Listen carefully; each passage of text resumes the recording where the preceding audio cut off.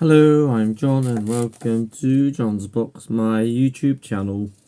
And in this video I'm going to be looking at the forthcoming local elections in the Politics of Swindon series, which I try to present on an annual basis.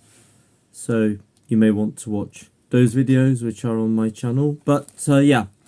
Ahead of the local borough elections on the 2nd of May, I'll be looking at the possible outcome of the forthcoming local elections, including statistics such as vote share for previous years, and finally to predict the outcome of Thursday's local elections based on local and national forecasts.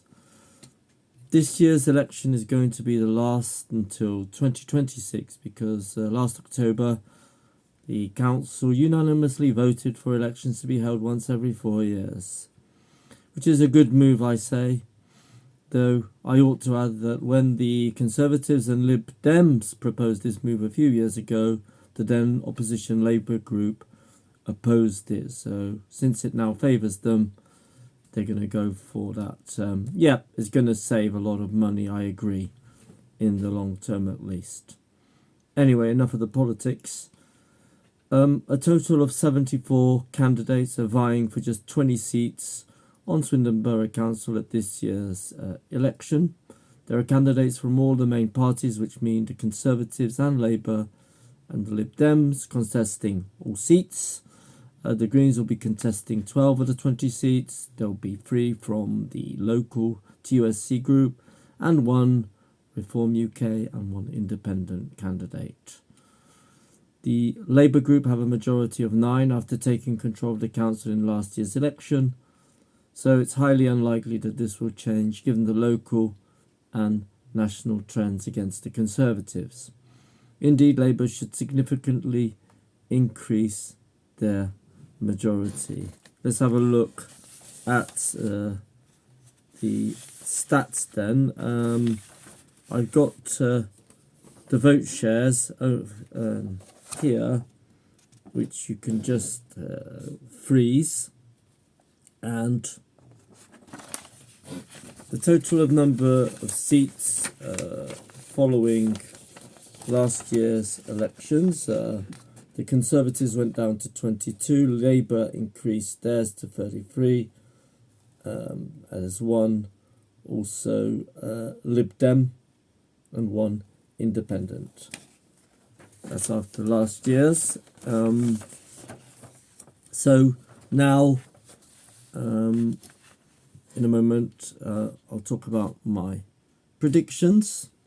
The Conservatives are defending 16 seats from 2021 when the same candidates last contested these seats.